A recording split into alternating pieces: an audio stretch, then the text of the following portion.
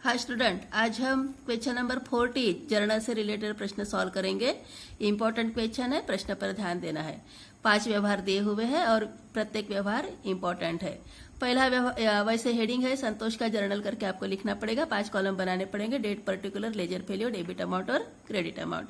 पहले व्यवहार में दिया है 500 रुपए की ऋणी से 1 रुपए में 75 पैसे की दर से प्राप्त हुए। अर्थात यहाँ पे 500 रुपए का एक ऋणी है, अर्थात आपको 500 रुपए मिलने चाहिए थे उस व्यक्ति से। ऋणी मतलब कि एक व्यक्ति, तो वो जिसको आप देनदार भी बोल सकते हो, मतलब कि वो आपको रुपया देने वाला है। तो वह 500 रुपया उसको देना चाहिए था, परंतु वह 1 रुपए में 75 पैसे देता है। मतलब कि 1 रुपए में 75 पैसा, 1 रुपया मतलब कि जानते हो आप लोग 100 पैसा मतलब कि 1 रुपया होता है। 100 पैसे में से 75 पैसे मिलेंगे, अर्थात 75% रकम आपको वापस मिलेगी। तो 500 रुपया प्राप्त होने के बजाय आपको 500 का ही 75% आप निकाल कर कितना रुपया प्राप्त हुआ वो निकाल सकते हो। और जो रकम नहीं मिली, अभी 100 में 75 पैसा मिलेगा, 100 पैसे में 75 पैसा मिलेगा, मतलब कि 25 पैसा नहीं मिलेगा।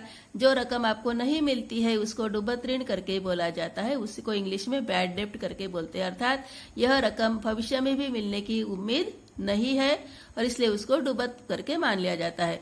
और इस कारण से उसकी प्रविष्टि हम करते हैं रोकड़ खाता डेबिट, डूबत ऋण खाता डेबिट, ऋणी मतलब कि देनदार से, व्यक्ति का नाम है ये देनदार। ठीक है, तो यहाँ पे 500 रुपए के ऋणी से आपको 1 रुपए में 75 पैसे मिले हैं और इसीलिए 500 का ही कितना प्रतिशत, 75% रोकड़ खाते में लिखोगे। 500 का 75% हो जाएगा 375 रुपया।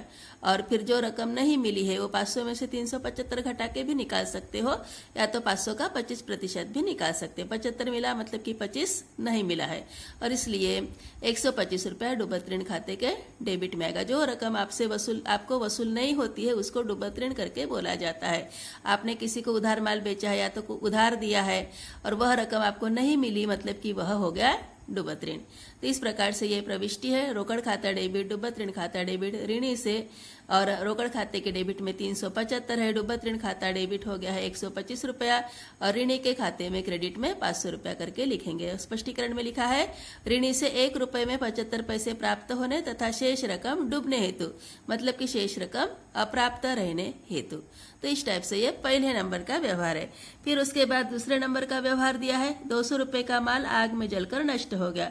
जो भी माल आपने खरीदा था बेचने के उद्देश्य से, उस माल में क्या हो गया है, आग लग चुकी है और वह नष्ट हो गया है। और इस कारण से उसको आपको दिखाने के लिए प्रविष्टि में आप प्रविष्टि क्या करोगे, आग से हानि खाता डेबिट लिखोगे क्रय खाते से। जो माल आपने खरीद के लाया था बेचने के उद्देश्य से, उस माल की हानि हो रही है, इसलिए वह हानि रहेगी आग से हानि खाता डेबिट और क्रय खाते से करके लिखना है। जो भी माल गया है, यहाँ पे माल खरीद के लाया था और वह माल आपके द्वारा कम हो गया, आपके व्यापार से चला गया है, इसलिए उसको क्रय के शब्द से संबोधित करेंगे। तो आग से हानि खाता डेबिट क्रय खाते से करके 200 रुपया दोनों पक्षों में लिखोगे। तो आग से माल नष्ट होने हेतु लॉस बाय फायर करके इसको इंग्लिश में बोला जाता है। Loss by fire account debit to purchase account करके बोला जाएगा। फिर उसके बाद नेक्स्ट है अगली प्रविष्टि है 15 रुपये कटौती दिनेश को दी।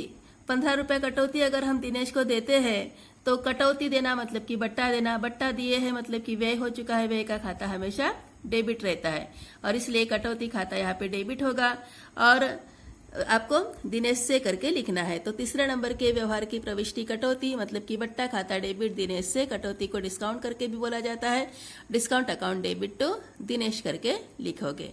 तो ये हो गई है कटौती देने की प्रविष्टि, दोनों पक्षों में 15 रुपया।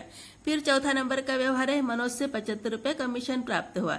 कमीशन प्राप्त होना मतलब कि रुपया मिलना है और रुपया जो मिलेगा वह कमीशन के माध्यम से मिलेगा। कमीशन यहाँ पे आय हो रही है और आय का खाता हमेशा क्रेडिट किया जाता है और इसी कारण से चौथे नंबर के व्यवहार में आप लिखोगे रोकड़ खाता डेबिट कमीशन खाते से।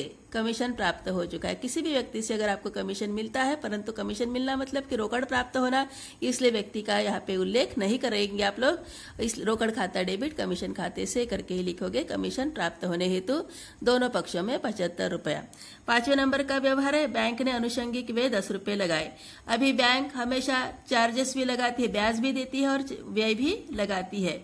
अगर आपके बैंकों से व्यवहार ज़्यादा हो गए हैं, लेन देन ज़्यादा हो गए हैं, तो बैंक हमेशा व्यय भी आपसे वसूलती है। और बैंक व्यय वसूलती है तो आपसे रोकड़ वसूल नहीं करती, बल्कि बैंक खाता पासबुक खाते में डेबिट की तरफ ये प्रविष्टि आपको दिखाई देती है। और बैंक ने अनुषंगिक व्यय लगाए, उसके लिए आपको अभी हमेशा व्यय का खाता तो डेबिट होता है, ये तो जानते हो। और इसलिए प्रविष्टि आप करोगे बैंक व्यय खाता डेबिट बैंक खाते से, क्योंकि बैंक व्यय डेबिट में लिखने पड़ेंगे क्योंकि वे हमेशा डेबिट होते हैं, और बैंक खाते से ही लिखना पड़ेगा क्योंकि बैंक ही इस व्यय को लगाने वाली है। और इसलिए 10 रुपया दोनों पक्षों में, बैंक व्यय खाता बैंक खाते से, बैंक व्यय लगने हेतु करके आप लिखोगे।